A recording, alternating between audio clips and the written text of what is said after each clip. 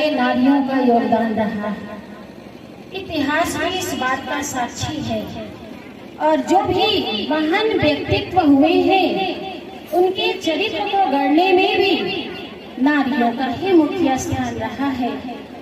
चाहे महात्मा गांधी, झांसी की रानी, शिवाजी, जिनकी बाल्यकाल से ही जिनको वीरता, निर्भयता, चरित्रवान बनने का पाठ पढ़ाकर उन्हें श्रेष्ठ कर्म करने की शिक्षा भी देने वाली नारी ही है।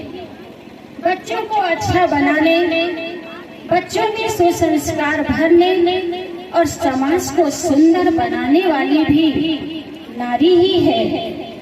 आप ये भी जानते हैं कि आज पुरुष किसी भी क्षेत्रों में आगे बढ़ रहे हो, उसके पीछे भी नारी का ही हाथ है। लेकिन आज नारी अपने को दीनहीन, असहाय समझने लगी, कमजोर, अबला समझती है, असहाय समझती है। इन मानसिकता को बदलना होगा, इसको तोड़ना होगा और इसके लिए हमें सत्य पहचान की जरूरत है। क्योंकि जब नारी अपनी सत्यता को जानेगी, जब नारी अपने नारीत्व को पहचानेगी, तभी अपने अंदर की इन मानसिकताओं को तोड़ पाएगी। आज देखा जाए कि समाज भी नारियों को आगे बढ़ा रहा है।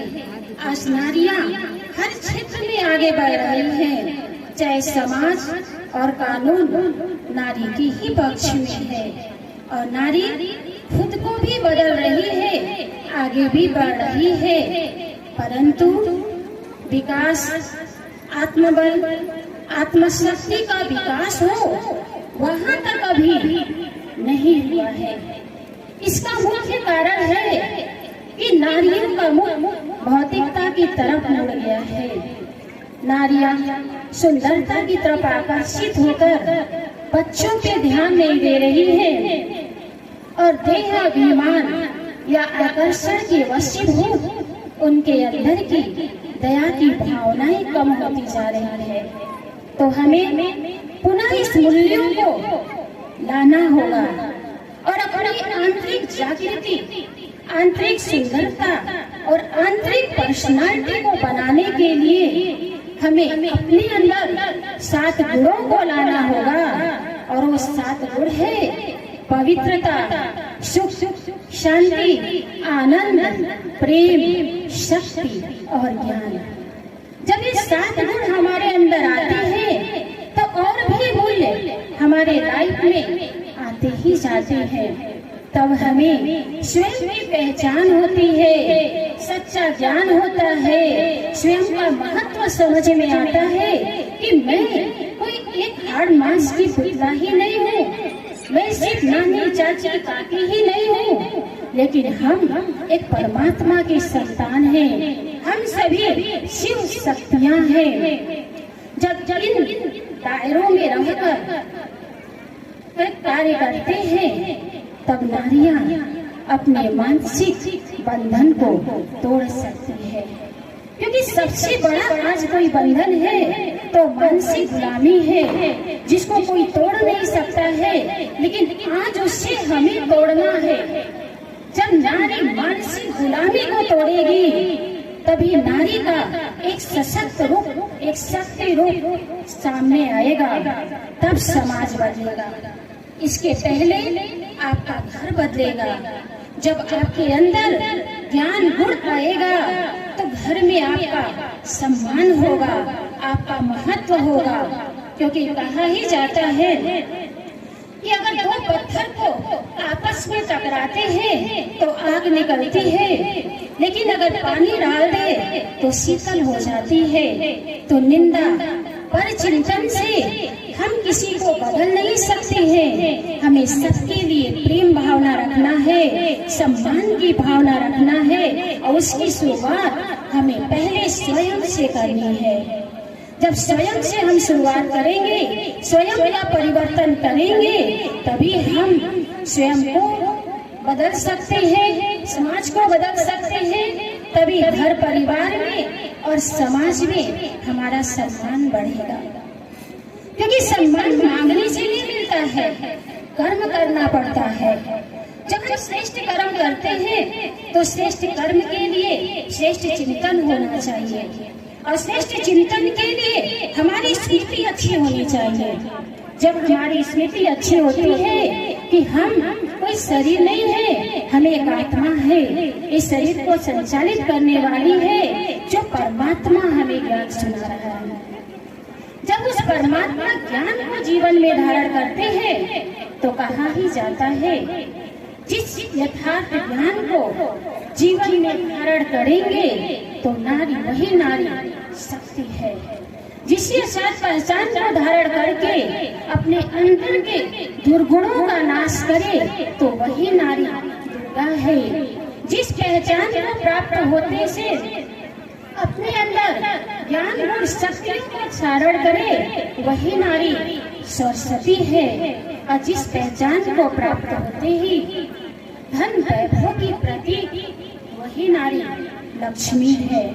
तो हमें अपने अंदर इन ज्ञान गुण शक्तियों को भी धारण करना है, तब हम स्वयं का भी परिवर्तन कर पाएंगे और समाज का भी परिवर्तन कर पाएंगे।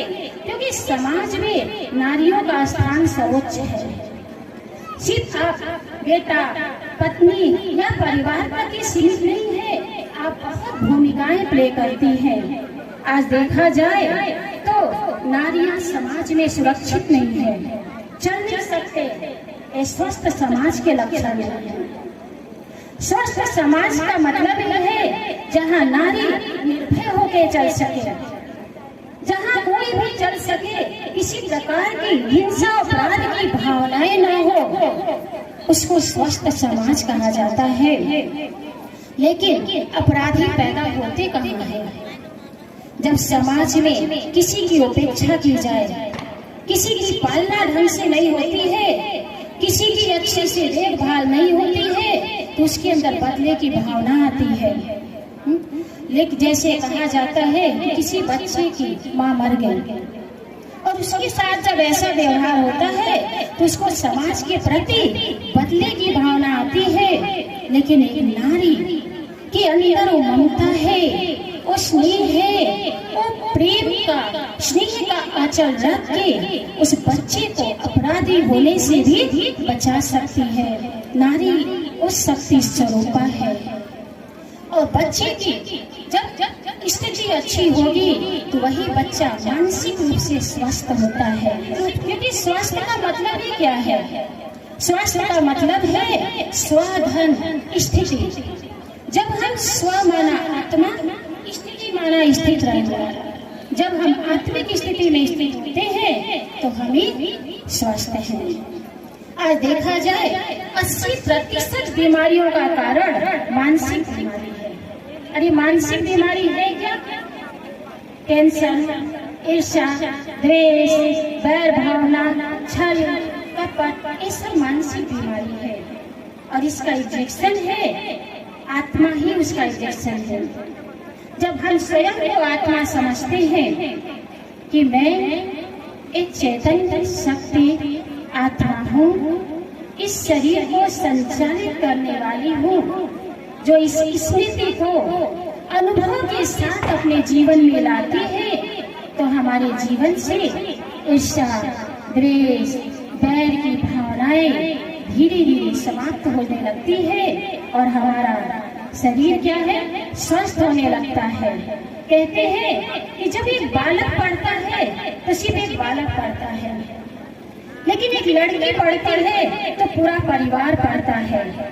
एक व्यक्ति स्वस्थ होता है तो सिर्फ एक व्यक्ति स्वस्थ होता है, लेकिन एक नारी स्वस्थ होती है तो पूरा परिवार स्वस्थ होता है। उसके संपर्क में आने वाले भी सभी स्वस्थ होते हैं। और जब नारी स्वस्थ होती है तो उसके अंदर पवित्रता, सुख, शांति, आनंद, ज्ञान इतनी मूल्य आते हैं कि वो समाज को लुटा सकती है, दे सकती है।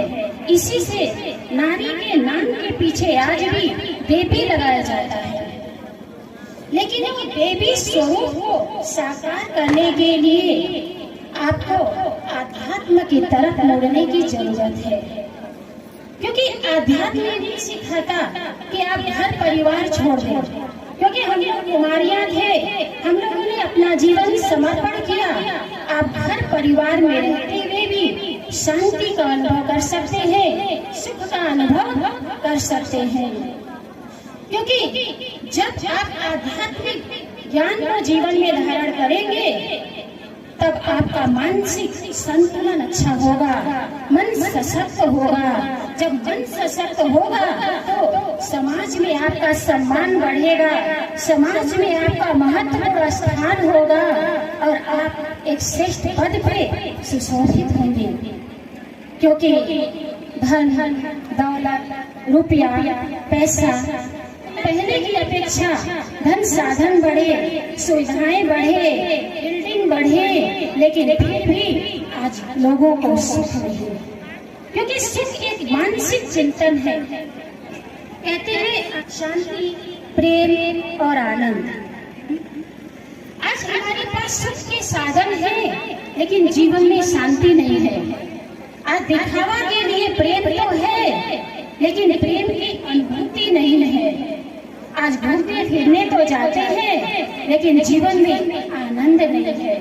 हमें नहीं कहते कि आप साधनों का प्रयोग न करें, आप करें, लेकिन एक साधक बन के साधनों का प्रयोग करेंगे तो समाज को बनाने में, परिवार को बनाने में एक अहम भूमिका निभा सकते हैं। जो हमारे प्रजापिता ब्रह्मा कुमारी श्री विश्वविद्यालय में नारी सशक्ति, जो हम जैसे 60-70 हजार बहनें नारी सशक्तिकरण का एक उत्कृष्ट उदाहरण है। तो हमारी संस्था में 7 दिन का कोर्स होता है, जहां नारी की आंतरिक सुंदरता, आंतरिक पर्सनालिटी, नारी जागृति के लिए 7 डेज कोर्स जो निःशुल्क होता है। कहा ही जाता है कि जब प्रीत बढ़ती है तो भक्ति हो जाती है, जब प्रीत बढ़ती है तो भक्ति हो जाती है। नारी ब्रह्मा कुमारी आश्रम में आके शिव शक्ति हो जाती है, शिव शक्ति हो जाती है। ओम शांति।